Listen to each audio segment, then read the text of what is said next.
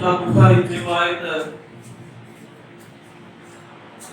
न के बापू जी बैठक आ न के बापू जी बैठक आ न के अफसर जो दफ्तर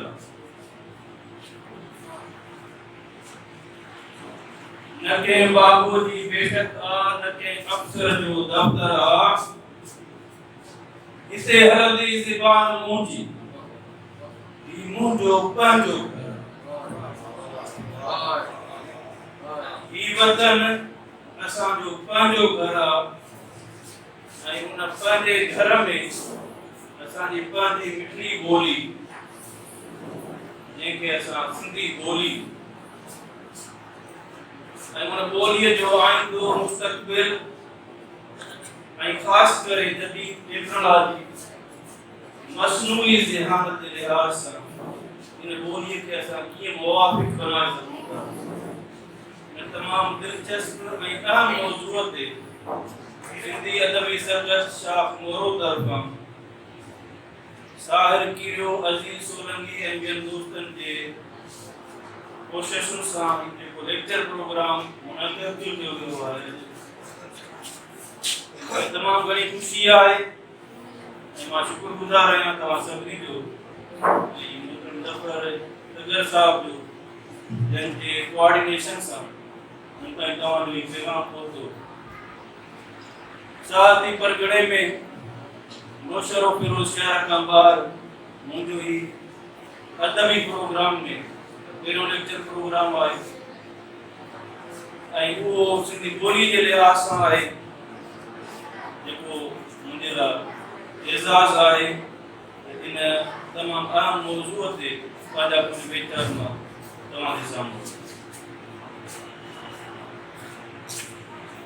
वॾो लेक्चर घणो टाइम न वठंदुसि छो जो टेम्परेचर जे हद तव्हां ॾिसो था ऐं दिलचस्पी जी बि 30 मिंट 45-40 मिंट त सही आहे माण्हू बर्दाश्त करे थो ॿुधे थो और कंसंट्रेशन को दुआ पहुंची रहे तंहिंजे करे मां मुख़्तसिर ॿोलियुनि जी असलियत इंसानी ॿोली ठही कीअं इंसान ॿोली सिखियो कीअं कॾहिं सिखियो आहे उनजी थोरी तारीख़ उनजी असलियत उनजो बुनियाद ऐं उन खां पोइ सिंधी ॿोली उन्हनि ॿोलियुनि में 6000 ॿोलियूं आहिनि उन्हनि में वरी सिंधी ॿोली उन सिंधी ॿोली जी असलियत उनजो बुनियाद ऐं उन खां पोइ जेको अहम टॉपिक आहे त टेक्नोलॉजी जे लिहाज़ सां मसनूई ज़हानत जे लिहाज़ सां असांखे छा कयो आहे ऐं छा करणु घुरिजे इहे कुझु गुज़ारिश करणु इंसानी तारीख़ जो मुतालियो कयूं था त इंसान शुरूअ में गुंगाइश में रहियो ॻाल्हि ॿोल ॿोली ऐं ख़ासि करे लिखत इन में तमामु घणो वक़्तु लॻो आहे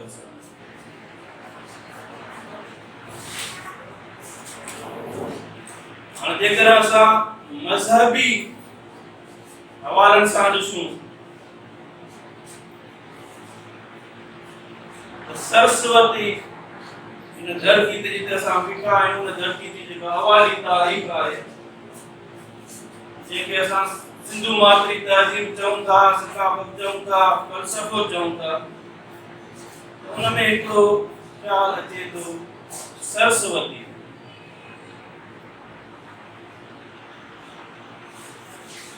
गॉडेस देवता ऐं सरस्वती जो थी सघे तो तव्हां तस्वीर ॾिठी हुजे उनमें ॿिनि जे बजाय 4 हथ तव्हां गूगल ते ॾिसंदो सरस्वती त उनखे 2 हथ न पर घणा हथ 4 हिकिड़े हथ में किताब माना नॉलेज ज्ञान इल्म ज़ाहिर ये हथ में तस्बीह यानी रूहानियत अंदर खे उजाड़ो ऐं ख़ालिक़ काइनात सां पंहिंजो तालुक़ ऐं टे हथ में मौसीक़ी जो औज़ार साज़ंदो आहे ऐं अहिड़ी तरह सां चौथे हथ में आर्ट जो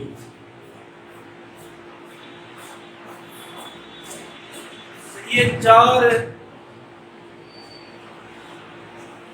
कुव्वतूं ये चार सलाहियतूं ऐं उन्हनि सलाहियतुनि जे ज़रिए इंसान खे बयान करण लफ़्ज़ सेखारण लफ़्ज़नि जो इल्मु सेखारण ॻाल्हि ॿोल सलाहियत पैदा करण उनजो जेको हवालो वञे थो सरस देवता सां ऐं उनखां पोइ जेकॾहिं असां क़ुर शरीफ़ में ॾिसूं था जेका आयत मुबारक मूं शुरू में पढ़ी सूरह बक़रा जी अल्लमल आदम अस्मा कुल शै जॾहिं आदम ख़लक़ियो वियो त उनखे समूरनि शयुनि जा नाला सेखारिया हाणे इहे समूरनि शयुनि जा नाला छा आहिनि हिकिड़ी बस भी आहे या साइंस छा आहे शयुनि जा नाला इहो सॼो इल्मु शुरू में आदम खे ॾिनो वियो ऐं उहो हिते महफ़ूज़ थियो मलाइकनि खां पुछियो वियो कि नाला ॿुधायो मलाइकनि खे कोन आहे ऐं पोइ आदम जी उन इल्मी फज़ीलत ते सरदो कयो सवाइ आदम के सजदे करण वाली जेका सलाहियत आहे जो मर्तबो आहे वो आहे इल्म वो यानी कोई शयुनि जा नाला ऐं उहे सेखारिया के अल्लमल आदम अस्मा कुल शै खुदा पाक ऐं डिस्कोर्स उते शुरू थियो ॻाल्हि ॿोल उते शुरू थी आहे इहा ॿोली जी शुरूआत मज़हबी लिहाज़ सां आदम जे ख़लक़त सां साइंसी लिहाज़ सां ॾिसूं त इंसानी तारीख़ में साइंस मुताबिक़ 2000 साल पहिरीं घणा साल पहिरीं 2000 2 लख साल पहिरीं इंसानी तारीख़ में को वॾो इनकलाब आयो ऐं उहो इनकलाब कहिड़ो आयो आहे उहो इनकलाब आयो आहे डायलेक्ट्स लहजनि जो आवाज़नि जो पहिरियां इंसान गूंगा 2 लख साल खां पहिरीं 2000 साल 100,000 साल खां पहिरीं इंसान गूंगो रहियो इतां खां आवाज़नि जी शुरूआत अञा ॿोली ते न पहुता आवाज़ कढणु ऐं उहे आवाज़ इंसान कीअं सिखियो आहे कीअं कढिया हुन जा मुख़्तलिफ़ साइंसी नज़रिया उहे असां डिस्कस कंदासीं पर 200,000 साल पहिरीं आवाज़ या लहजा या डायलेक्ट्स इन्हनि जी शुरूआत थी आहे ऐं उन खां पोइ तक़रीबन 50,000 साल पहिरीं 1 लख खां 50,000 साल पहिरीं उन्हनि लफ़्ज़नि खे उन्हनि डायलेक्ट्स खे उन्हनि आवाज़नि खे मिलाए करे फिक्रा ऐं जुमला बणाए ऐं ज़बानी ॻाल्हि ॿोल या ज़बानी ॿोली उनजो वजूद थिए थो 50,000 साल पहिरीं ज़बानी स्पोकन लैंग्वेज घणा साल पहिरीं 50,000 लिखत करिया थी लिखत अञा ॿाहिरि थी केतिरा साल पहिरीं लिखत थी 5,000 साल वॾी पुराणी किथां खां शुरूआत थी वॾो वक़्तु लॻो वॾी महिनत थी आहे ऐं उन खां पोइ 5,000 साल पहिरीं जेके पहिरियां रस्मुल ख़त ठहिया स्क्रिप्ट ऐं असांखे फखर आहे, असांखे ख़ुशी आहे। अवाइली दौर में जेके टे स्क्रिप्ट ठहिया, रस्म ख़त ठहिया, उन्हनि में हिकिड़ो स्क्रिप्ट, हिकिड़ो रस्म ख़त उहो हिन धरती जो आहे, हिन तहज़ीब जो आहे, हिन सक़ाफ़त जो आहे, जंहिंखे असां तव्हां बीठा आहियूं, जंहिंजो निशान थी जंहिंखे असां इन तहज़ीब जो उहो स्क्रिप्ट जंहिंखे असां सिंधु लिखत चऊं था, इंडस स्क्रिप्ट चऊं था, जेको असांखे मोहन जे दड़े मां मिलियो आहे, जेको असांखे साहिवाल मां, हरापा मां मिलियो आहे, महरगढ़ मां मिलियो आहे, ऐं केतिरियूं जेके अॼु जंहिंखे असां पाकिस्तान चऊं था, या सॼी सिंधु मालवी तहज़ीब जेका तिब्बत खां जंहिंजी शुरूआत थिए थी सिंधु नदी जी, हिमालय खां, कश्मीर खां, केटीके खां, पंजाब खां, बलूचिस्तान खां, सिंध खां अची अरबी समुंड में मिले थी, या पूरी सिंधु नदी जी जेका ॿिन्ही पासे सक़ाफ़त तहज़ीब उन में मुख़्तलिफ़ ॿोलियूं जेकी मिली थियूं वञनि, जिन में ख़ासि ॿोली जेका असां तव्हां अॼु ॻाल्हाए रहिया आहियूं, जेको असांजो इहो 5000 साल पुराणो रस्मुल ख़त, या जेके बि मिस्री रस्मुल ख़त हुजे, सुमेरियन हुजे, या जेके बि रस्मुल ख़त पुराणा हुआ, उहे डीकोड थी चुका आहिनि, उन्हनि जी भान थी चुकी आहे, उन्हनि खे माण्हू पढ़ी सघिया, सम्झी सघिया।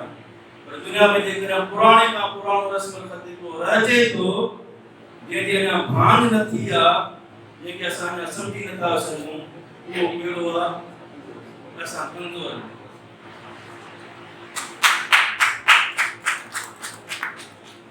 100 साल गुज़री विया, 1922 खां वठी 2022 गुज़री विया, 2024 ते पहुची वियासीं, 100 साल अलाए केतिरियूं निशान मिलियूं आहिनि, ऐं अलाए केतिरा डेटाबेस ठही चुका आहिनि, ऐं अलाए केतिरियूं कोशिशूं थी चुकियूं आहिनि, पर अञा इहा भान सिंधु लिखत जी, इंडस स्क्रिप्ट जी अञा केरु वेठो न। अलाए केतिरियूं दवाऊं आहिनि, 60 खां वधीक दवाऊं त असां भान करे सघूं, जेतिरो दवाऊं ओतिरियूं उनजी तरदीदूं। मुतफ़िक़ कंसेंसस बेस्ड कंप्लीट भान अञा ताईं वजूद में न आहे। इहो वॾो चैलेंज आहे जेको टेक्नोलॉजी खे, कंप्यूटर खे, आर्टिफिशियल इंटेलिजेंस खे, मसूनी ज़हानत खे, अॼु जे नौजवान खे कोशिश करणु घुरिजे। या टेक्नोलॉजी इस्तेमाल करे असां जेकॾहिं सिंधु लिखत, इंडस स्क्रिप्ट भान करे सघूं था, त असां पंहिंजे ॿोलीअ जो गुण बुनियाद बि मालूम करे सघंदासीं। छो त सिंधी ॿोली जो जेको गुण बुनियाद आहे, सिंधी ॿोली जेका असलियत आहे, उन जे लाइ मुख़्तलिफ़ मफ़रूज़ आहे, मुख़्तलिफ़ नज़रिया। उन असलियत जी ख़बर तॾहिं पवंदी जॾहिं सिंधु लिखत जी भान उन जो राज़ इन में आहे। जेकॾहिं असां ॿोली सां प्यार कयूं था ऐं पंहिंजी ॿोलीअ खे मान मर्तबो ॾियणु चाहियूं था, त असांखे कोशिशि करणु घुरिजे उन जो गुण बुनियाद ऐं उन सां मुंसलिक तहज़ीब सक़ाफ़त लिखत आहे, रस्मुल ख़त आहे,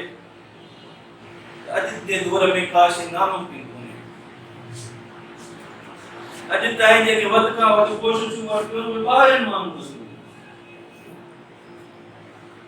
पर आख़िरी जेको नज़रियो सिंधी ॿोली जे बुनियाद मुताबिक़ जेको सिराजुल हक़ ॾिनो आहे 1964 में, उन नज़रिए मुताबिक़ ये ॿारनि माण्हुनि जे,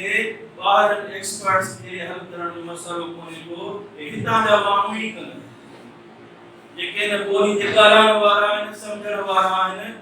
उन्हनि खे ई करिणो आहे, उहे ई कनि। ऐं उन में ख़ासि करे जेके यूनिवर्सिटी में सिंधी शोबे में शागिर्द पढ़नि था, कंप्यूटर में पढ़नि था, सॉफ्टवेयर इंजीनियरिंग में पढ़नि था,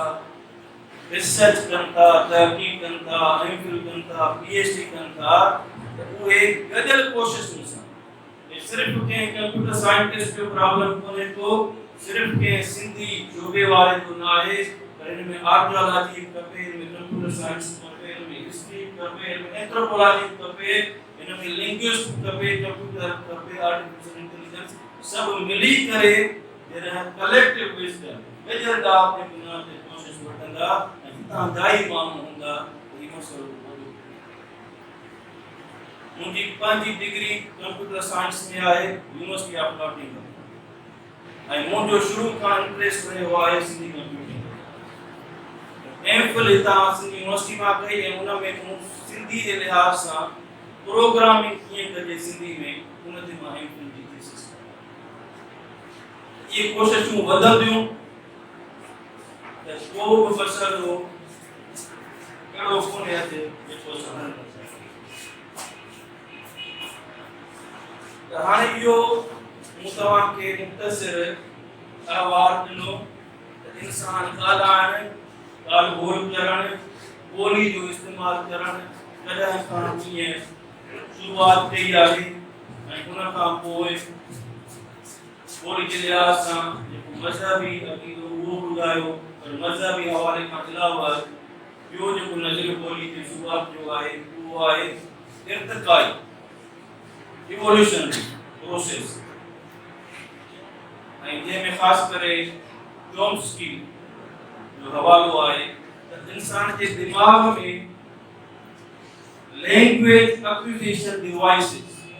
एलईडी जंहिंखे चइबो आहे लैंग्वेज एक्विजिशन डिवाइसेस उहे उनजी सलाहियत इंसान जे दिमाग़ में आहे। वक़्तु गुज़रण सां गॾु उहे उन सलाहियतुनि जे इस्तेमाल सां इंसान या ॿोली एडॉप्ट कई या सिखियो आहे ऐं उन ॿियो जेको नज़रियो अचे थो तव्हां ॿुधो हूंदो ख़ासि करे जेके लिटरेचर जा आहिनि डिंग डॉन्ग यानी इंसान नेचर खे ॾिसी इमिटेशन करे आवाज़ सिखे।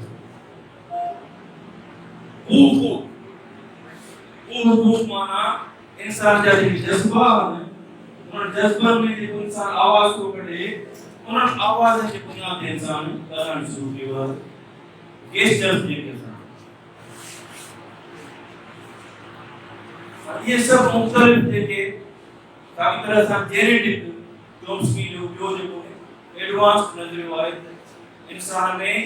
हिकु त इनेट जेनेटिकली सलाहियतूं आहिनि ऐं ॿियूं एक्वायर करे उन ॿिन्ही जे मेलाप सां इंसान ॿोली सिखे। इन खां अलावा जॾहिं अॼु जो ॿार माउ जे पेट में अञा माउ जे पेट में आहे तव्हां अक्सर ॾिठो हूंदो फिल्म में ड्रामे में त हीरो जेको आहे ॿार पेट में हूंदो आहे उते ॻाल्हाइण ॿोलण जी कोशिशि कंदो आहे पेट जे भरिसां वञी डायलॉग ॻाल्हाइण जी कोशिशि कंदो। असां हैरान थींदा आहियूं छा ॿार ॿुधंदो पर साइंस चवे थी त ॼमण खां 3 महीना पहिरीं माउ जे पेट में ॿार आवाज़ ॿुधणु शुरू करे उन्हनि खे सम्झणु शुरू करे 3 महीना पहिरीं ऐं इन जे करे असां चऊं था मादरी ॿोली पितरी ॿोली छो न छाजे करे पेट जंहिंजो आहे माउ जे पेट खां ॿोली जी शुरूआत थिए थी। इंसान ॼमे थो ॿार ॼमे थो धरती ते अचे थो 4 महीननि खां पोइ 4 महीननि खां पोइ 4 महीना खां पोइ आवाज़ कढणु शुरू करे ऐं इनखे चइबो आहे बाबलिंग स्टेज बड़ आवाज़ कढणु का माना हुनजी न हूंदी पर आवाज़ शुरू बाबलिंग स्टेज हिकिड़ो माउ जे पेट में 3 महीना पहिरीं एक्विजिशन शुरू थी 4 महीना बाद धरती ते अचण खां पोइ बाबलिंग स्टेज साल खां पोइ ॿार हिकु लफ़्ज़ ॻाल्हाए थो हिकु लफ़्ज़ साल खां पोइ ऐं उन खां पोइ जेको आहे 2 सालनि खां पोइ ॿ लफ़्ज़ ॻाल्हाइण जी सलाहियत जेके टेलीग्राम स्टेज ॿ लफ़्ज़ ऐं उन 2 लफ़्ज़नि में पंहिंजो कमु कढी वेंदो माइट सम्झी वेंदो त हिकु लफ़्ज़ मां माइट सम्झी वेंदो त छा 2 लफ़्ज़नि मां सम्झी वेंदो त उनखे छा कम्युनिकेशन शुरू थिए ऐं 3 सालनि खां पोइ फिक्रा ऐं जुमला ॻाल्हाइण ॿार शुरू करे जॾहिं 5 साल जो ॿार थिए थो त उन में सुठो ज़ख़ीरो लफ़्ज़ हाणे जेकर असां मादरी ॿोली खे छॾे जेकर ॿी ॿोली में तालीम जो सिलसिलो शुरू था कयूं त सम्झो कि 5 साल असां ॿार खे ॿोली ॾींदा 5 साल कोई ॿोली सिखियो मां जे पेट खां शुरूआत की ऐं एतिरो ज़कीरो की ॿोली सिखियो उन 5 साल जी उनजी सलाहियतुनि खे पोइते करे असां वरी नई ॿोली में जेकर मथे में आणूं त उन सां ॿार डिस्टर्ब उनजे सलाहियतुनि ते असर थिए थो मां नथो चवां जो साइंस ऐं साइंसी तरह इहो तजुर्बो तव्हां पढ़ी सघो था अवेलेबल आहे त ॿार जे ॼमण खां पोइ 3 कलाकनि अंदरि घणनि कलाकनि अंदरि 3 कलाकनि अंदरि 40 नव ॼावल ॿारनि ते तजुर्बो कयो हिकिड़े ॿार जे वात में सभिनी ॿारनि जे वात में चूसणियूं हुयूं सभु पिया कनि चूसनि पिया उन्हनि कननि में मादरी ॿोली जा लफ़्ज़ ॿुधाया विया ॿारनि खे ऐं गैर मादरी ॿोली जा लफ़्ज़ ॿुधाया ऐं उनजी जेका चूसणी जी इंटरफेस हुआ कंप्यूटर सां त मालूम थियो त जॾहिं मादरी ॿोली जा लफ़्ज़ ॿार जे कननि ताईं पहुचनि पिया त उनजो ध्यानु हुजे चूसण वारो अमल सुस्त थिए घटि थिए पियो छाजे करे जो पेट खां उहे लफ़्ज़ ॿुधे ओॾा उनजो ध्यानु हुजे पियो पर जेकर गैर मादरी ॿोली जा लफ़्ज़ जे कननि में अचनि पिया त चूसण वारे अमल जो फ़र्क़ु कोन पियो पियो उनजो ध्यानु दिलचस्पी वधनि पियो दिलचस्पी जी ॻाल्हि आहे ऐं तालीम आहे दिलचस्पी हिसाब हुजनि साइंस हुजे कहिड़ो मज़मून हुजे जेकर मादरी ॿोली में हूंदो त ॿार जी दिलचस्पी ऐं ॿार जी इल्म हासिल करण जी सलाहियत उन ते साइंसी तजुर्बनि मुताबिक़ घणो फ़ाइदो थिए थो जेकर मादरी ऐं उन मादरी तालीम में इल्म ॼाण इहो बुनियादी हक़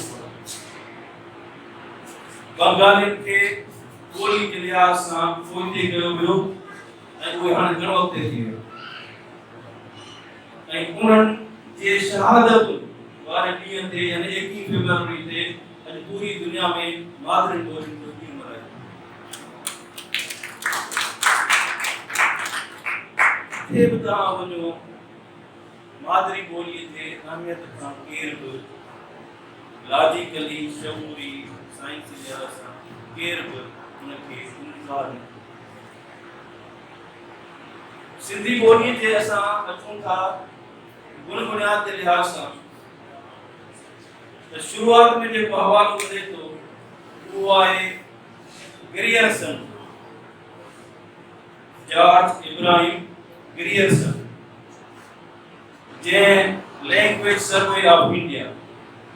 आयरिश स्कॉलर हुयो ऑफिसर हुयो पर उनजो लिंग्विस्टिक्स सां ॿोलियुनि सां दिलचस्पी जी बुनियाद ते ब्रिटिश गवर्नमेंट उनखे प्रोजेक्ट ॾिनो त इंडिया में जेके ॿोलियूं उनजी सर्वे करे 137 ॿोलियुनि जी उन सर्वे कई ऐं 500 खां वधीक डायलेक्ट्स जी सर्वे उनजे गुण बुनियाद माण्हुनि सां इंटरव्यू करे डेटा कलेक्ट करे उनजी मुताबिक़ तमामु घणी मालूमात ॾिनी आहे ऐं उन मालूमात मुताबिक़ उन सिंधी ॿोलीअ खे संस्कृत मां ड्राइव ॿोली करार ॾिनी उनजी थ्योरी मुताबिक़ उनजे नज़रिए मुताबिक़ कंहिंजे नज़रिए मुताबिक़ Grierson George Ibrahim Grierson Irish scholar वो चए तो सिंधी ॿोली संस्कृत मां उन मां जनम ऐं आम असां वटि इहो थियो पर इनखे अॻिते हली रद्द कयो ऐं उन ते जेको ॿियो अहम नज़रियो ॾिनो उहो केरु ॾिनो डॉक्टर नबी बख्श मेहरान ऐं उन कहिड़ो नज़रियो ॾिनो डॉक्टर नबी बख्श वारो जो सिंधी ॿोली जे गुण बुनियाद मुताबिक़ कयो तो संस्कृत मां निकिती आहे माना 11वीं सदी जी ॻाल्हि था कयो सिंधी ॿोली एतिरी ॿोली न आहे संस्कृत जी भेण ॿोली आहे उन सां गॾु डेवलप थी आहे उन सां गॾु उहा निकिती आहे प्राकृत मां क़दीम नेचुरल बोली उन्हनि मां संस्कृत सां गॾु करे तरक़ी थी आहे उनजी ऐं उनजी उन जेका ग्रुपिंग कई आहे डॉक्टर नबी बशर उहा बि आहे सामी ॿोलियुनि सां सामी शब्द सां ऐं संस्कृत खां उन अलॻि अॻिते हली जेको टियों ऐं अहम नज़रियो आहे सिंधी ॿोली जे बुनियाद मुताबिक़ ऐं उनजो तमामु घणो बहस मुबाहिस थियो डॉक्टर बलोच के तहक़ीक़ सां उहो आहे सिराज रकमेनी जेके पोइ डॉक्टर बलोच तस्लीम कयो डॉक्टर अलाना तस्लीम कयो तक़रीबन हाणे कंसेंसस सिंधी आलमनि मुफ़क्कर जो इहो आहे त जेको सिराज रकमेनी जो नज़रियो आहे ऐं उन नज़रिए मुताबिक़ सिंधी ॿोली संस्कृत मां बि नित्य बनावती धीउ बि आहे ऐं उनजी भेण बि आहे ऐं सामी सत सां बि आहे पर सिंधी ॿोली जेका असांखे क़दीम सिंधु मात्री तहज़ीब आहे जेको असां वटि इंडस स्क्रिप्ट आहे सिंधु लिखत आहे उहा ई ऐं उहा मां ॿोली आहे ऐं उन ॿोली मां संस्कृत ज़रूरत समेत ॿियनि सभिनी ॿोलियुनि जी इन नज़रिए मुताबिक़ सिंधी ॿोली ॿोलियुनि जी मां ॿोली क़दीम तरीन ॿोली असली ॿोली आहे ऐं तव्हां जेकॾहिं पढ़ंदव मौलाना उबैदुल्ला सिंधी जो हवालो जेकॾहिं मां ॾियां उहो चए थो त सिंधी ॿोली जेका हज़रत आदम पहिरियां ॿोली ॻाल्हाई बीबी हवा सां जेका कम्युनिकेशन थी उहा कहिड़ी ॿोली उहा सिंधी या अंग्रेजी तहक़ीक़ आहे मौलाना उबैदुल्ला शुरू खां कम्युनिकेशन का है मज़हबी लिहाज़ सां चओ साइंसी लिहाज़ सां चओ त उहा सिंधी ॿोली आहे ऐं इन ई नज़रिए मुताबिक़ सिराज रकमेनी जो नज़रियो आहे जेको हींअर कंसेंसस आहे ऐं उनजी साबिती वधीक तस्दीक तॾहिं थींदी जॾहिं असां सिंधु लिखत जी कहाणी कंदासीं वाकई ख़बर पवंदी त अॼु जेका असां ॿोली ॻाल्हायूं था रस्म ख़त मटंदा था रहिया ये रसा और देखो रस्म खत लिखो अरबी वारो फारसी वारो इहा बि अजीब हिकमत आहे सिंधी ॿोली जेतिरा असां मञूं था त आदम खां शुरूआत थी आहे पहिरियों पैगंबर उतां खां शुरूआत थी आहे त आख़िरी पैगंबर जेको अरबी मोहम्मद सल्लल्लाहु अलैहि वसल्लम अरबी आहिनि उहो रस्म खत उनजी रस्म ॿोली सिंधी इहा बि खुशी ऐं इहा बि फ़ख्र जी ॻाल्हि आहे त शुरू खां वठी मुक़दस जेकॾहिं असां हवाला ॾिसूं हज़रत आदम खां वठी हज़रत मोहम्मद ताईं अॼु जेको असां ॻाल्हायूं था जेको असां लिखूं था जेका असांजी लिखत आहे उनजी निस्बत आख़िरी पैगंबर सां आहे त शुरू वारे पैगंबर सां ऐं उन ॿोली खे जेकॾहिं असां वाकई उहो अहमियत ॾियूं त ही सिंधु मात्री तहज़ीब जेके अॼु असां पाकिस्तान था चऊं त इन जी असली क़ौमी ॿोली सिंधी ॿोली असली क़ौमी ॿोली सिंधी ॿोली हुजणु घुरिजे छाजे करे जो तहज़ीब उहा आहे धरती उहा आहे माण्हू उर्दू में मिक्सचर आहे अलाए केतिरी ॿोली इहा बि सुठी आहे उहा बि बहितर आहे उन सां असांखे को प्रॉब्लम पर जॾहिं असां धरती जी ॻाल्हि कयूं था उन धरती जे लिहाज़ सां जेका ॿोली आहे जेका सक़ाफ़त आहे तहज़ीब आहे उनखे असां एज़ अ मुस्लिम बि मज़हबी बि फ़र्ज़ आहे त शुरू खां जेके पैगंबर आहिनि सभिनी पैगंबरनि खे मञण वारा आहिनि ईअं न त जेके शुरू में पैगंबर आया जेके हिते अवाइल मज़हब आया उहे के ग़लति आहे उहे के घटि हुया उहा आहे कोन ला नुफ़रिक़ु बैन अहदिहिम सभिनी मलाइकनि ते किताबनि ते रसूलनि ते पैगंबरनि ते ईमान को आणो आहे उन में फ़र्क़ बि न आहे करणो ला नुफ़रिक़ु बैन ऐं जेकर असां इहा मञता ॾियूं था त मां सम्झां थो त पाकिस्तान जो जेको ही लिंग्विस्टिक प्रॉब्लम आहे एथनिक प्रॉब्लम आहे ऐं आइडियोलॉजी तव्हां ॾिसो इहे सभु हिते सॉल्व थी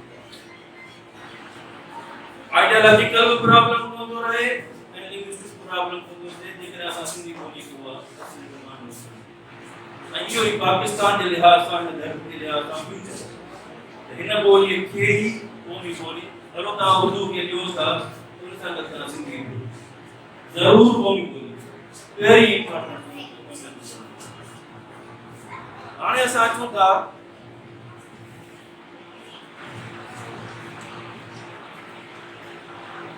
सिंधी ॿोलीअ जे लिहाज़ सां कंप्यूटर ते कंप्यूटराइजेशन थी आहे उन ते मुख़्तसर मां ॻाल्हाईंदुसि को इजाज़त कंदुसि। Computational linguistic language engineering artificial intelligence natural language processing इन्हनि सभिनी मज़मूननि जे माहिरनि मुताबिक़ जॾहिं असां कंहिं बि इंसानी ॿोलीअ खे ह्यूमन लैंग्वेज उनखे कंप्यूटर जे लाइ जॾहिं असां एडॉप्ट कयूं था अपनायूं था त इन प्रोसेस खे असां ईअं सम्झाए सघूं था जीअं इंसान जे जिस्म में को ॿियो उज़्व असां ट्रांसप्लांट कयूं। इंसान जे डॉक्टर साहब वेठा आहिनि ट्रांसप्लांटेशन हिकिड़े उज़्व जी जाइ ते ॿियो उज़्व जॾहिं असां कंप्यूटर में का इंसानी ॿोली एडॉप्ट था कयूं त उनजो प्रोसीजर ट्रांसप्लांटेशन आहे। ट्रांसप्लांटेशन खां पहिरीं वरी चकास थींदी आहे टेस्टूं थींदियूं आहिनि छा इहो उज़्व सही तरीक़े सां कमु कंदो मैच करे थो कंपैटिबिलिटी आहे फंक्शन सही कंदो फ़ाइदो थींदो इन्हनि सभिनी शयुनि खे ॾिसी करे ऐं पोइ ट्रांसप्लांटेशन साॻी तरह सां जॾहिं असां ॿोलियुनि खे कंप्यूटर जे लिहाज़ सां एडॉप्ट कयूं था त उन्हनि ते इहे तहक़ीक़ इहे एक्सपेरिमेंट्स थियनि था उनजी केतिरी कंपैटिबिलिटी केतिरी स्टैंडर्डाइजेशन आहे। हाणे कंप्यूटर जी जेका ॿोली आहे उहा कहिड़ी आहे असां त सिंधी ॿोली ॻाल्हायूं था ऐं अहिड़ी तरह सां 6000 ॿोलियूं ॻाल्हायूं थियूं 6000 ऐं सभई ॿोलियुनि जा रस्म अल्फ़ाज़ 6000 जा कोन्हनि खे तक़रीबन 150 खनि ॿोलियुनि जा कंप्यूटर में रस्म अल्फ़ाज़ आहिनि स्क्रिप्ट आहिनि जिनमें हाणे सिंधी जो स्क्रिप्ट शामिल आहे क़दीम सिंधी जो बि ऐं जदीद सिंधी जो रस्म अल्फ़ाज़ कंप्यूटर में शामिल आहे। कंप्यूटर जी पंहिंजी ॿोली कहिड़ी आहे तमामु सादी ॿोली आहे सिर्फ़ 2 डिजिट्स सिर्फ़ 2 हर्फ़ कहिड़ा 0 1 इते जेका बि असां कमु कयूं था कंप्यूटर जेको बि करे थो कंप्यूटर जी जेका ॿोली आहे उहा सिर्फ़ ऐं कमु कंदो 0 1 1 0 माने binary language the language of computer is the binary हा या न मौजूद या गैर मौजूद yes or no only 2 conditions असां जे ॿोली में अलाए केतिरा हर्फ़ आहिनि एराब आहिनि वॾो कॉम्प्लेक्स सिस्टम स्क्रिप्ट हाणे कंप्यूटर असां जी ॿोली कीअं सम्झे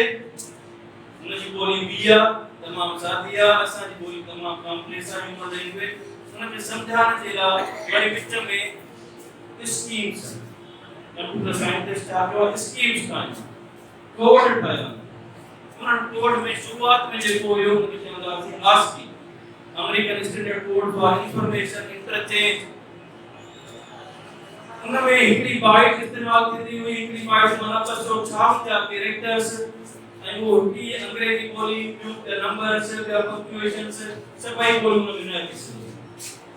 2000 में तकरीबन 2000 आस्की जी जगह ते यूनिकोड आहे यूनिकोड जॾहिं आयो कंप्यूटर में उनमें 2 बाइट्स इस्तेमाल 2 बाइट्स माना 2 पावर 16 2 पावर 16 माना 65536 65000 खां वधीक कैरेक्टर्स असां इनकोड करे सघूं था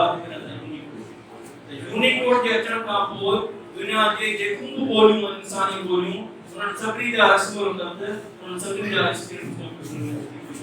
घर में सिखी ऐं उन्हनि जी इंटरचेंज थी हाणे असां ॻाल्हायूं था या असां लिखूं था इहो कन्वर्ट थी थो जेको हुनजो कोड आहे ऐं इन मुताबिक़ 0 ऐं 1 ठही था वञनि कंप्यूटर उहो थो वरी कंप्यूटर खां जेको अचे थो उहो 0 1 आहे पर उनखे वरी यूनिकोड या ASCII या कोडिंग स्कीम जे थ्रू वरी असांजे करे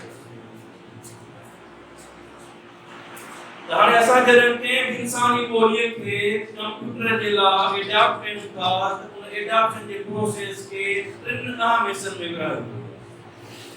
हिकिड़ो हिसो आहे कंप्यूटर बाबति ॻाल्हि ॿोल कंप्यूटर बाबति ॻाल्हि ॿोल टेक्नोलॉजी बाबति ॻाल्हि ॿोल हाणे टेक्नोलॉजी बाबति ॻाल्हि ॿोल कंप्यूटर बाबति ॻाल्हि ॿोल माना कंप्यूटर जी टर्मिनल आहे हुन जेको सब्जेक्ट आहे कंप्यूटर सां रिलेटेड जेके लफ़्ज़ आहिनि उन्हनि खे असां सिंधी में कीअं एडॉप्ट कयूं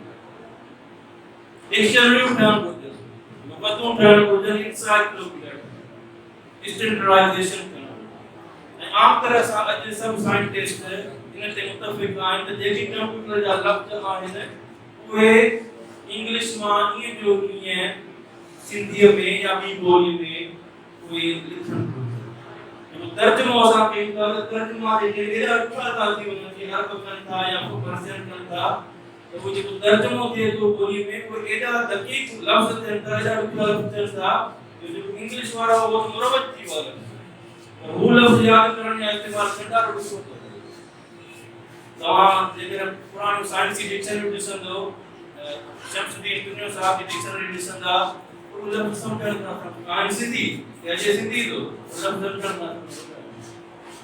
तंहिंजे करे मोबाइल के मोबाइल प्रोसेसर के प्रोसेस इनपुट के इनपुट आउटपुट के आउटपुट आईसी के आईसी असां वो सिर्फ स्क्रिप्ट चेंज कयूं लफ़्ज़ उहे इहा टर्मिनोलॉजी इन ते वधीक कम थियणु तहक़ीक़ थियणु घुरिजे ऐं इन जो स्टैंडर्डाइज़ेशन जो फॉर्मेट इदारनि खे ख़ासि करे सिंधोलॉजी आहे यूनिवर्सिटी आहिनि हुकूमत आहे समाजी इदारा आहिनि सिंधी अदबी संस्था गॾिजी करे इहो असांखे टर्मिनोलॉजी कंप्यूटर जे लिहाज़ सां सिंधी ॿोली उभारियो हिकिड़ो त इन रुख में मुस्तक़बिल में कमु थियणु घुरिजे त असां डिक्शनरी इंसाइक्लोपीडिया कंप्यूटर सां रिलेटेड उहा सिंधीअ में मयारी तरीक़े सां मुतफ़क़ तरीक़े सां त असां जेकॾहिं मोबाइल लिखूं था त उनजो कीअं हुजणु घुरिजे सिंधीअ में लिखत कीअं हुजणु घुरिजे प्रोसेसर लिखूं था कीअं लिखत हुजणु घुरिजे आर्किटेक्चर लिखूं था प्रोग्रामिंग लिखूं था उन्हनि जो हिकिड़ो मुतफ़क़ तरीक़ेकार उहो वाज़े थियो ॿियो आहे कंप्यूटर सां ॻाल्हि हिकिड़ो कंप्यूटर बाबति ॻाल्हि ॿोल ॿियो आहे कंप्यूटर सां ॻाल्हि कंप्यूटर सां ॻाल्हि ॿोल तयारु थींदी जॾहिं असां प्रोग्रामिंग जेके असां प्रोग्रामिंग कंदा आहियूं ऐं उन प्रोग्रामिंग खे असां हाई लेवल लैंग्वेज ॿुधंदा हाणे टे ॿोलियूं थी वयूं हिकिड़ी ॿोली थी वई कंप्यूटर जी ॿोली जंहिंखे बाइनरी लैंग्वेज था चयूं ॿी ॿोली थी वई असांजी ॿोली जंहिंखे ह्यूमन लैंग्वेज था चऊं नेचुरल लैंग्वेज था चऊं टी ॿोली थी वई प्रोग्रामिंग लैंग्वेज जंहिंखे असां हाई लेवल लैंग्वेज कंप्यूटर सां असां डायरेक्ट ॻाल्हि ॿोल करे सघूं था पर पोइ ॿुधण उहो speech to text conversion program speech to text conversion वारो प्रोग्राम हूंदो तॾहिं असां डायरेक्ट कंप्यूटर खे हिदायतूं ॾेई सघूं था ॻाल्हि ॿोल करे सघूं सिंधी में करे सघूं पर प्रोग्रामिंग करण जे लाइ असांखे सिंधी में हाई लेवल लैंग्वेज यूज़ करणु जीअं असां इंग्लिश में कयूं था सी जेके कंप्यूटर प्रोग्राम करणु हूंदा सी प्रोग्रामिंग आहे जावा प्रोग्रामिंग आहे और विजुअल बेसिक प्रोग्रामिंग आहे प्रोग्रामिंग लैंग्वेज हाई लेवल ये सब हाई लेवल लैंग्वेज जेके असां इंग्लिश में यूज़ कयूं था उहे असां सिंधी में प्रोग्रामिंग कयूं उनकी प्रोग्रामिंग अरबिक में थिए थी पर्शियन में थिए थी चाइनीज में थिए थी जापानीज में थिए थी त सिंधी में थोड़ी कंप्यूटर सां ॻाल्हि ॿोल यानी प्रोग्रामिंग ऐं इन जे लाइ हिकिड़ो प्रोटोटाइप 2004 में सिंधी यूनिवर्सिटी में आईटी में मां पंहिंजे एमफिल जे स्टूडेंट पायो हुयो जावा ते जावा जी प्रोग्रामिंग जावा हाई लेवल प्रोग्रामिंग लैंग्वेज उनमें असां सिंधी इंटरफेस की असां लिखूं प्रोग्रामिंग कमांड्स इंस्ट्रक्शंस सिंधी में लिखूं ऐं वो कंपाइल थियनि ऐं वो रन थियनि प्रोटोटाइप लेवल ते असां कम कया आहिनि इंफ्रादी तौर ते थिया आहिनि पर हिकिड़ो स्टैंडर्डाइज वे में ऐं कमर्शियल लेवल ते प्रोग्रामिंग सिंधी में थियनि ऐं टी आहे ॿियो जेको एडॉप्शन जे लिहाज़ सां कंप्यूटर जे लिहाज़ सां ॿोली जी एडॉप्शन जे लिहाज़ सां आहे उहो आहे इंफॉर्मेशन हैंडलिंग पहिरियों थियो टर्मिनोलॉजी ॿियो थियो प्रोग्रामिंग टियों आहे इंफॉर्मेशन हैंडलिंग इंफॉर्मेशन हैंडलिंग माना जेको असां इनपुट ॾियूं था कंप्यूटर खे उन जी स्टैंडर्डाइज जेके असां कीबोर्ड यूज़ था कयूं उन्हनि जी स्टैंडर्डाइज जेको असां लिखूं था कंप्यूटर में ऐं उन इनपुट खां पोइ वरी प्रोसेसिंग थींदी आहे कंप्यूटर ऐं प्रोसेसिंग खां पोइ वरी आउटपुट बि थींदो आहे स्टोरेज बि थींदो आहे ये चार अहम कंप्यूटर जा फंक्शंस आहिनि इनपुट प्रोसेसिंग स्टोरेज आउटपुट ऐं पंजो जेकर असां ॿुधायूं कम्युनिकेशन ये आईटी इंफॉर्मेशन टेक्नोलॉजी हाणे कम्युनिकेशन त असां कहिड़ो बि स्क्रिप्ट हुजे उहा आसानी सां थी वञे पर ही जेके चार अहम फंक्शन आहिनि कंप्यूटर जा इनपुट प्रोसेसिंग आउटपुट ऐं स्टोरेज उन्हनि जे लाइ असांखे सिंधी खे वधि में वधि एडॉप्ट करणो पवंदो उन जे लाइ एप्लीकेशन्स ठाहिणियूं पवंदियूं लैंग्वेज इंजीनियरिंग ख़ासि करे इस्तेमालु कयूं ऐं उन जे लाइ ख़ुशी जी ॻाल्हि इहा आहे त 2019 खां अब्दुल माजिद भुगली जे नाले सां हैदराबाद में सिंधी लैंग्वेज अथॉरिटी जे भरिसां अलामा दाऊद लाइब्रेरी जे भरिसां तमामु शानदार इमारत बि ठही आहे Abdul Majid Bhugli institute of language engineering इमारत बि ठही आहे बोर्ड ऑफ उन जो गवर्नर्स ठहियो आहे मां उन जो मेंबर आहियां पर अञा उन जो मुकमल तरह सां कमु शुरू न थियो डायरेक्टर उन जो मुक़ररु न थियो आहे रूल्स ऑफ बिजनेस न थिया हिकिड़ी मीटिंग थी बोर्ड ऑफ गवर्नर्स जी 2023 में उन खां पोइ वरी इलेक्शन थी वई थियो हाणे असां उन ते कोशिशि कंदासीं त उन जी उन लैंग्वेज इंजीनियरिंग इंस्टीट्यूट फ्यूचर इहो आहे कहिड़ा इदारा ऐं मां चवां थो मुंहिंजी जेका रिकमेंडेशन सजेशन हूंदी त लैंग्वेज इंजीनियरिंग जो इहो इंस्टीट्यूट जेको सेंटर हुजे पर इन सां रिलेटेड डिपार्टमेंट्स तक़रीबन सभिनी यूनिवर्सिटीज़ में हुजण घुरिजनि सिंधी ते ऐं उन्हनि सभिनी जी तहक़ीक़ उन्हनि जो सालियाना कॉम्पिटिशन हुजे असेसमेंट हुजे इहो जॾहिं स्पिरिट ठहंदो इहो जॾहिं माहौल ठहंदो यूनिवर्सिटी जो इंडस्ट्री जो जिन में ख़ासि करे मीडिया हाउस आहिनि सहाफ़ी आहिनि तव्हां ॾिसंदो कागज़ जो अञा ताईं बि जेको ऑनलाइन अचे थी उहा इमेज आहे घणियूं अख़बारूं पीडीएफ में अचनि थियूं इमेज फॉर्मेट में टेक्स्ट फॉर्मेट में न आहे हाणे जॾहिं इमेज फॉर्मेट में अचनि थियूं त असां उन सर्च करे कोन था सघूं असां हुनजे डेटाबेस खे यूज़ करे कोन था सघूं अवामी आवाज़ हुजे कागज़ हुजे या जेके मीडिया हाउस आहिनि उन्हनि खे असां गुज़ारिशूं करे चुका आहियूं वरी कयूं था ऐं तव्हां सभिनी ते इहा ॻाल्हि पहुचायूं था असां कोशिशि वठूं त जेसिताईं टेक्स्ट फॉर्मेट में सिंधी जी डेटा अवेलेबल ऑनलाइन न हूंदी मसनूई ज़हानत कम न कंदी मसनूई ज़हानत घटि कंदी जेतिरी वधीक डेटा हूंदी ऐं कहिड़े फॉर्मेट में टेक्स्ट फॉर्मेट जीअं असां मोबाइल में टेक्स्ट लिखूं था उनखे असां सर्च करे सघूं था एडिट करे सघूं था रीयूज़ करे सघूं था पर इमेज हूंदो त उन इमेज खे असां सर्च नथा तंहिंजे करे जेको वॾो ड्रॉबैक आहे सिंधी ॿोली जी एडॉप्शन जे लिहाज़ सां उहो इहो आहे त इंडस्ट्री में मीडिया हाउसिस में उनखे जेको इस्तेमालु कयो थो इमेज फॉर्मेट में कयो थो वञे शुरू में प्रॉब्लम हुया तो इमेज फॉर्मेट हलंदो कंपैटिबिलिटी को जो यूनिकोड न हुयो आस्की में प्रॉब्लम थियो पर हाणे उहो प्रॉब्लम खत्म थी चुका हाणे ज़रूरत कोन्हे इमेज वारे फॉर्मेट जी पर प्रैक्टिस लगी पई आहे अखबारों में मीडिया हाउस में ते फॉलो कयो वञे उन जे लाइ कोशिशि थी वरती वेंदी त उहो टेक्स्ट फॉर्मेट में ईंदो या वोकेबुलरी हुजे इहो डेटाबेस जेतिरी वधीक डेटा हूंदी त अॼु तव्हां ॾिसो त चैट जीपीटी ते सिंधी में चैट जीपीटी सिंधी सम्झे थो ऐं सिंधी जे लिहाज़ सां तव्हां जेको बि उनखां पुछंदा तव्हांखे आउटपुट सिंधी में ॾींदो पर एतिरो एक्यूरेसी हुनजी न हूंदी जेतिरे असां वधीक डेटा मुस्तक़बिल जे लिहाज़ सां वधि में वधि असां पंहिंजूं जेके वेबसाइट्स आहिनि बायलिंगुअल जेके सरकारी इदारनि जूं वेबसाइट्स सिंधी में ज़रूर ऑफिशियली लैंग्वेज जेको बिल आहे 1972 वारो सिंध सूबे में जेके बि दफ़्तर कोर्टुनि समेत जेके बि सरकारी दफ़्तर जेको शुरू में उस्ताद बुखारी जो शेर पढ़ियो त ही जेको आहे न के बाबू जी बेटका न के अफसर जो दफ़्तर हिते ज़बान हलंदी मुंहिंजी मुंहिंजो पंहिंजो मुंहिंजी ज़बान मुंहिंजो पंहिंजो ही जेको घटि में घटि सिंध जो जेको मौजूदा जाग्राफी मुताबिक़ कानून मुताबिक़ आइन मुताबिक़ असांखे लिख पढ़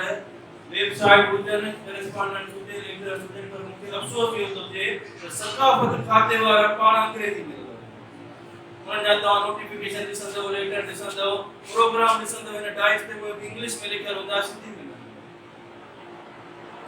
जॾहिं सक़ाफ़त खातो जंहिंजी ज़िम्मेवारी आहे त सिंधी ॿोली जे लिहाज़ सां कोशिशूं वरिते उनजी अडॉप्शन ॿियनि खां कराए कोर्टुनि में बि कराए अंग्रेज़नि जे वक़्त में थींदी हुई उन ते इम्प्लीमेंटेशन सिंधी ॿोली उन्हनि जे लाइ दफ़्तरी ॿोली हुई हाणे छो कानूनी तरह आहे इम्प्लीमेंटेशन छो न थी उन जे लाइ असां सभु कोशिशूं वरितूं त वधि खां वधि वेबसाइट सिंधी में हुजनि ऐं तव्हां चाइना जूं ॾिसंदो ईरान जूं ॾिसंदव अरबन जूं ॾिसंदव त उहे अरबी में ज़रूरु हूंदियूं फारसी में ज़रूरु हूंदियूं चाइनी में ज़रूरु हूंदियूं ॿियूं जेके यूरोपियन लैंग्वेज पंहिंजी ॿोली हुनजी ज़रूरु हूंदी पोइ इंग्लिश भले तव्हां पोइ उर्दू भले तव्हां रखो जेके ॿोली रखो पर पंहिंजी जेका धरती जी ॿोली आहे जेसिताईं असां उनखे खिलाड़ी पाण नथा ॾियूं तेसिताईं ॿियो केरु अची असांखे उहा उनजी ॿेड़ी उन ॿोली जो अहमियत न वधि खां वधि असां जेका कम्युनिकेशन कयूं था SMS लिखूं था ईमेल लिखूं था ख़त लिखूं था ख़तनि वारो हाणे वक़्तु ॿियो हलियो पर जेका ऑनलाइन असां हिक ॿिए सां इंटरेक्शन कयूं था सोशल मीडिया ते कयूं था सिंधी पंहिंजी ॿोली में कंदासीं इहो डेटा कंप्यूटर में मिलंदी असांजा ॿ लफ़्ज़ ॿ जुमिला उहे कंप्यूटर खे मदद कंदा मसूल ध्यान खे मदद कंदा सिंधी ॿोली खे वधीक हर असां मां जेको हर माण्हू कंट्रीब्यूट करे सघे क्राउड सोर्सिंग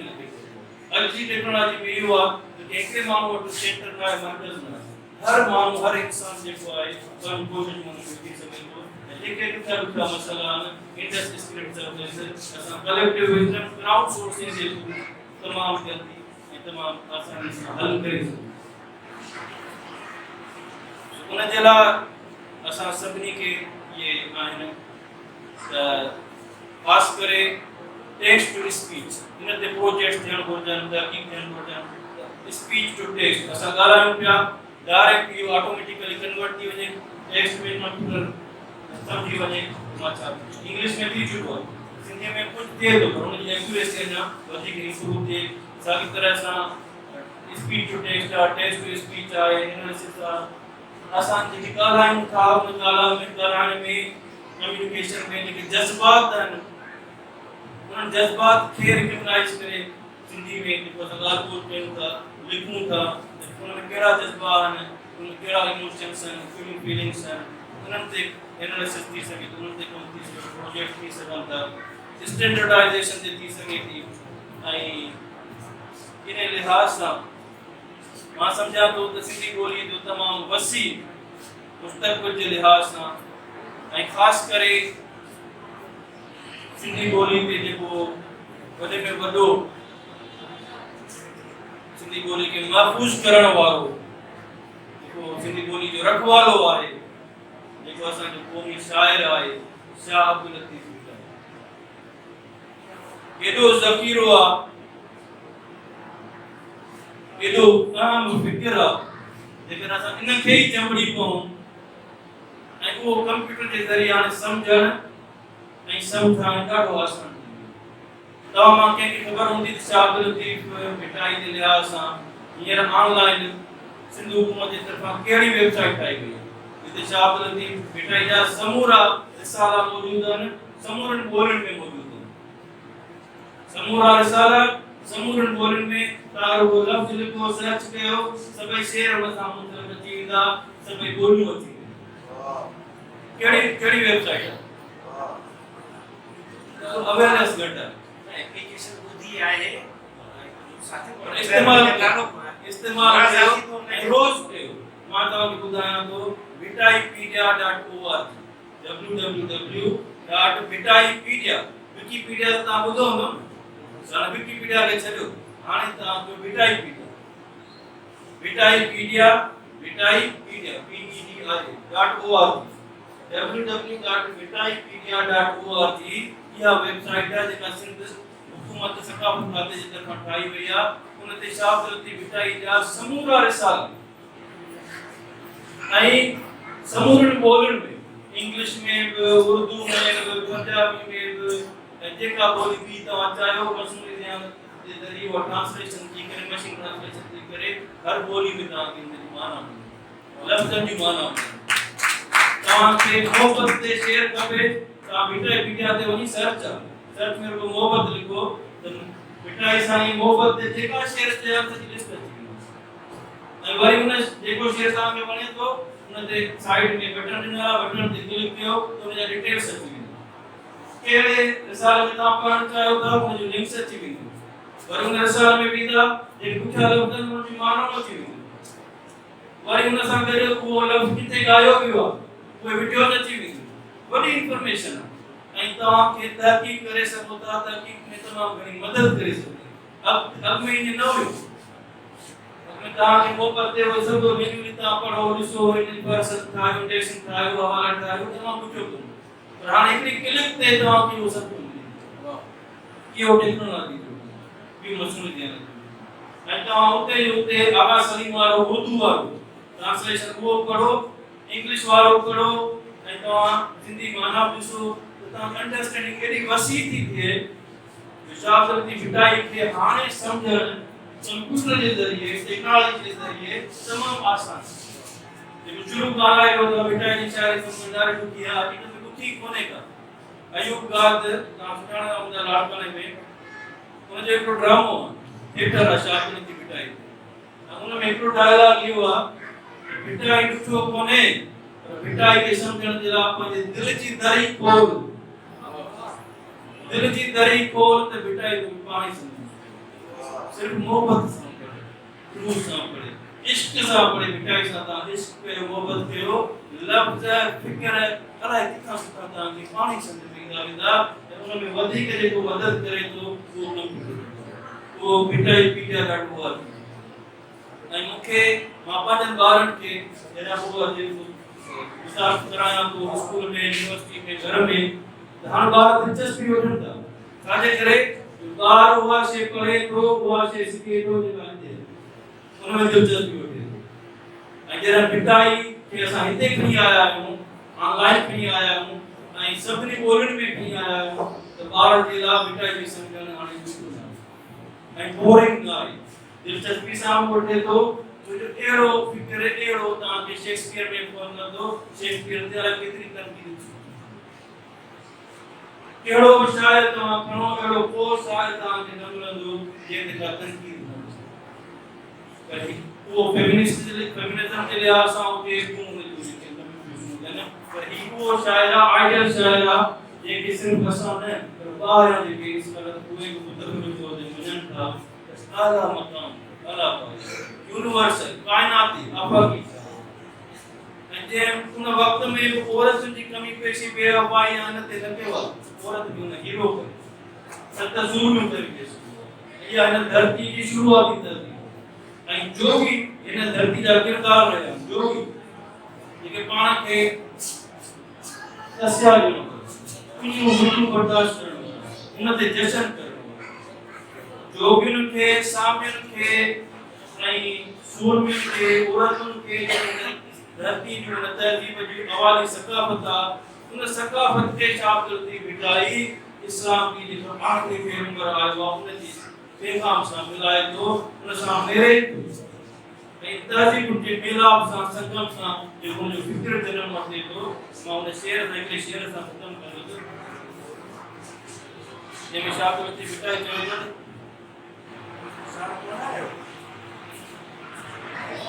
कनी कनी माड़ुए, कनी कनी माड़ुए कल पे ही कान, कनी कनी माड़ुए कल पे ही कान, अस्याजे रमज के तन पारसी अस्याजे रमज के तन पारसी पारसी दुखी कोने का अल इंसान सिरी व अना सिरहु अंता ॾिसो त सिंधीअ में अरबी खे कीअं मिलाए थो कीअं हुन जो संगम थो करे जंहिंखे असां कोड स्विचिंग चऊं था अॼु जी लिंग्विस्टिक मुताबिक़ कोड स्विचिंग उहा सदियूं साल समय साल पहिरीं शब्द बेटा वटे अस्याजे रमज के तन पारसी पाई अल इंसान सिरी व अना सिरहु वर्ती राजा रागाई हरदोई राजा रागाई बेजल के बुलाए तो अल इंसान सिरी व अना सिरहु वा पैगाम बुलाए तो ऐं साॻी तरह सां जोगिन जे लाइ चवे थो दुख विदाऊं गुगरे दुख विदाऊं गुगरे जोगी कंदा पेट में दुख खणी जोगी जशन कंदा दुख विदाऊं गुगरे जोगी कंदा समा नरकन काम जी ओटियो पियन मुंहिंजे काम जी तमा कोने का पर पुण्य के होते न पियन कहिड़ो को शायर आहे पुण्य के होते की होती या केड़ी उन्या है या इल्म जी दाप जी शऊर जी मोहब्बत जी सिक जी उन्या या पियण सां न वधे थी तमाना रखन ताम जी ओते ओते भाई उन जो जो अक्ति आहे वरी मां पढ़ण त सामी जागे सुने में दुख विदाऊं डुगरे जोगी कंदा दुनिया तमाना रखन ताम जी ओते ओते मुने सामी जागे सुने वसी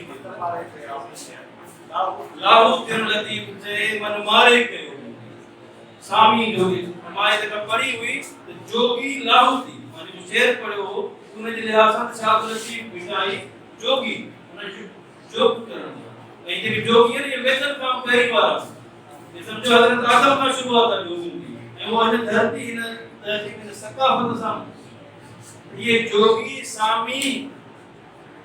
ऐं ये लाहू थी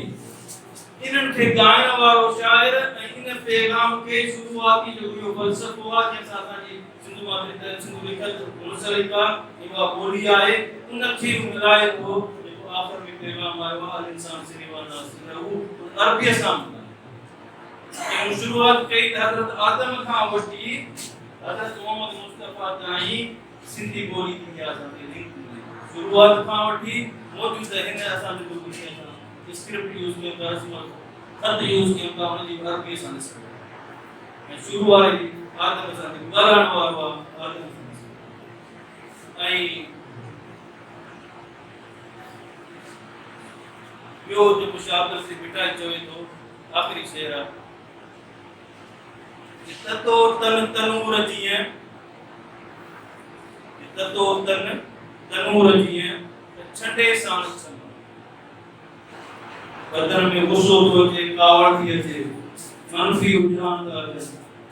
गाम मुस्कुसा था अचे ततो तनूर जीअं त छॾे साण छमा छॾो कहिड़ो अदब सब्र जो बर्दाश्त आणे आग अदब जी पारे जान जगाए आणे आग अदब जी पारे जान जगाए हाणे जेका अदब जी आग आग माना रोशनी इल्म उनके जेकर असां अॼु कंप्यूटर ऐं मसनूई इतिहाद जे लिहाज़ सां ॾिसूं था त उनखे असां फायरवॉल कंप्यूटर जन कयो हूंदो कंप्यूटर में असां फायरवॉल ठाहींदा प्रोग्राम जो नालो फायरवॉल जेका कंप्यूटर खे ॿाहिरि हमलनि खां वायरसेस खां वर्म्स खां जर्म्स खां टेस्ट खां सेव कंदी प्रोटेक्ट कंदी उहा फायरवॉल इंसान जे लिहाज़ सां ॾियण वारो शब्द थी बिठाई करके तो केड़ो मैच करे तो साइंस से लिहाज़ सां आणे आग अदबसी आरे जान लिखण वचन लाऊं लतीफ से कदर हद मका विचण लाऊं लतीफ से कदर हद मका जेको या आग करे थी बा करे थी उन जे तकलीफ थिए थी जी देखा दाम कहते हैं उच्चारण लामती मुझे पता है तो बात एक खबर न पवे जो खबर न पवे मच्छर लोक लकार विसाराम मां बर्दाश्त कोन कंदा सावला घणा ने मां अची स्टेट कंदा डीमोटिवेट कंदा विसार पाण के बेहतर इंसान था पांजे अंदर जेका फायरवॉल वो मानू पैदा करे पांजे जज्बान ते emotional intelligence spiritual intelligence SQ emotional intelligence EQ आई IQ इंटेलेक्चुअल इंटेलिजेंस इन टिनी जो शऊर इन टिनी जो संगम वो तव्हां खे शाबत की बिटाई शायरी में मिले तो सिंधी अदब में मिले तो सिंधी